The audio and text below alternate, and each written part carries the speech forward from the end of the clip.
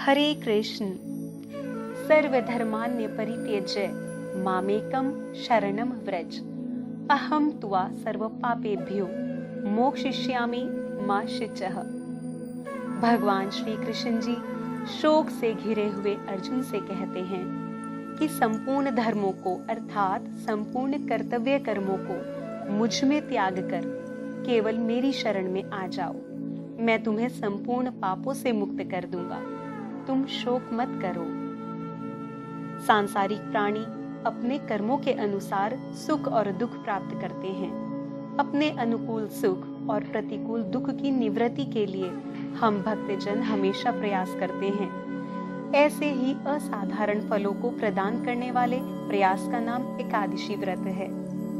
चैत्र नवरात्रि के बाद और हिंदू नववर्ष की पहली एकादशी सांसारिक जगत में मनोवांछित फलों की प्रदायिनी चैत्र शुक्ल पक्ष में 23 अप्रैल 2021 दिन शुक्रवार को आपकी मनोकामनाओं को पूर्ण करने वाली है।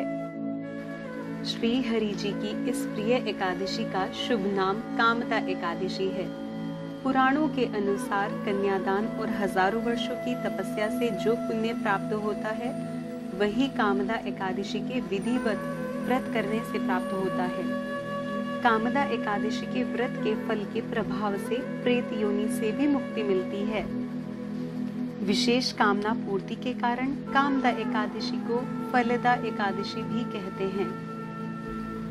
एक बार धर्मराज युधिष्ठिर जी ने भगवान श्री कृष्ण जी से कहा, हे भगवान, मैं आपके चरणों में कोटि कोटि नमन करता हूँ और आपसे निवेदन करता हूँ कि चैत्र माह के शुक्ल पक्ष की एकादशी का वर्णन कीजिए। भक्त वत्सल भगवान श्री कृष्ण जी बोले, हे राजन, आप एक पुरातन कथा सुनिए जिसको महाराज दिलीप से महर्षि वशिष्ठ जी ने कहा था। महाराज दिलीप ने गुरुदेव से पूछा कि चैत्र माह के शुक्ल पक्ष की एकादशी का नाम और विधि का वर्णन कीजिए। महर्षि वशिष्ठ जी बोले, हे राजन, चैत्र माह के शुक्ल पक्ष की एकादशी का नाम कामदा एकादशी है और यह पापों को नष्ट करती है। कामदा एकादशी के व्रत के परिणाम स्वरूप कामनाओं की पूर्ति होती है। अब मैं एक कथा कहता हूँ, ध्यान पूर्वक सुनो। प्राचीन काल में एक नागों का वैभवशाली राज्य था जिसके राजा का नाम पुंडरीक था। उस राज्य में अनेकों अप्सराएं गंधर्व निवास किया करते थे। उसी राज्य में ललित और ललिता नाम के पति पत्नी भी रहा करते थे। उनमें आपस में अत्यधिक स्नेह था। वह कभी अलग नहीं रहते थे। अलग होने की कल्पना से ही ललित और ललिता व्याकुल हो जाते थे। एक बार की बात है, राजा पुंडरीक की सभा में ललित अन्य गंधर्वों के साथ गायन कर रहे थे। गाते हुए उन्हें अपनी पत्नी ललिता का ध्यान आ गया, जिसके कारण ललित का स्वर भंग हो गया और गायन का स्वरूप ही परिवर्तित हो गया। नागराज करकोटक ने ललित के विरुद्ध इस बात को राजा पुंडरीक से कह दिया। राजा पुंडरीक ने ललित को श्राप दे डाला कि मेरे सामने गाते हुए भी तुम अपनी स्त्री का स्मरण कर रहे हो। इस अपराध के लिए तुम नरभक्षी राक्षस हो जाओगे। राजा पुंडरीक के श्राप के प्रभाव से उसी क्षण ललित का शरीर विशालकाय राक्षस में परिवर्तित हो गया।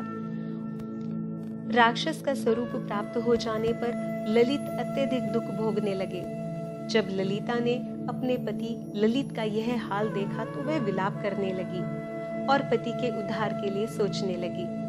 एक दिन वह पति के पीछे घूमते घूमते विंध्याचल पर्वत पर चली आई। उसने वहां श्रृंगी ऋषि का आश्रम देखा। वह ऋषि श्रृंगी के सम्मुख जाकर विनय करने लगी। उसके अत्यंत विनीत भाव को देखकर ऋषि श्रृंगी बोले, हे सुभगे, तुम कौन हो और यहाँ किस लिए आई हो?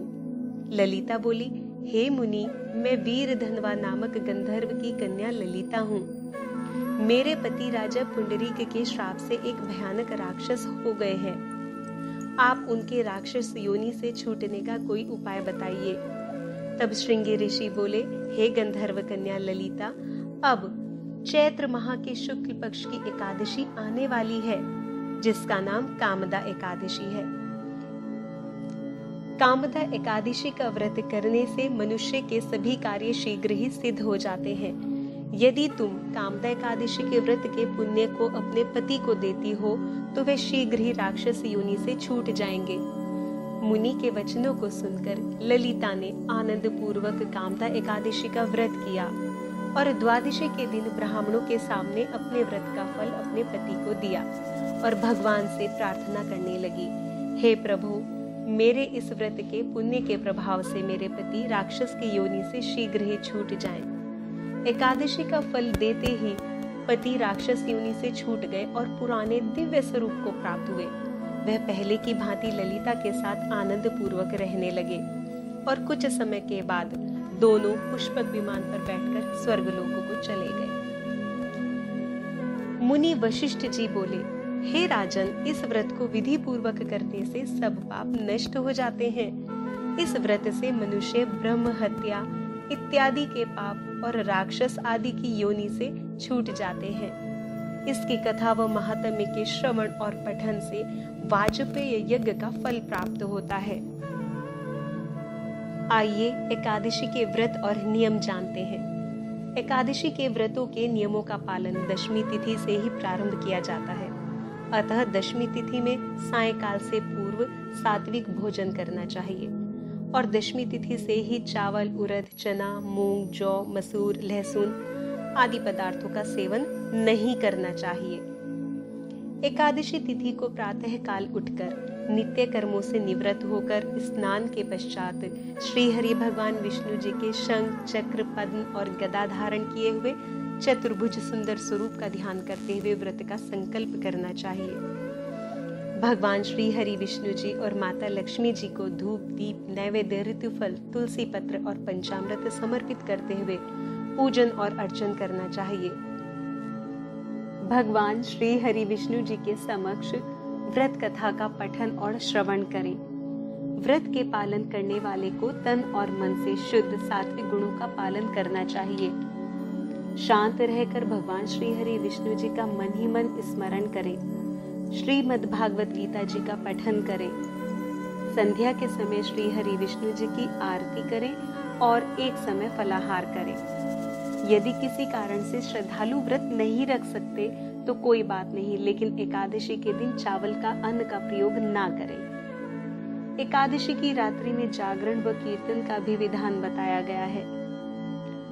व्रत से अगले दिन पारण नियत समय पर करें और पारण करने से पहले किसी ब्राह्मण को सामर्थ्य अनुसार दान और दक्षिणा अवश्य दें।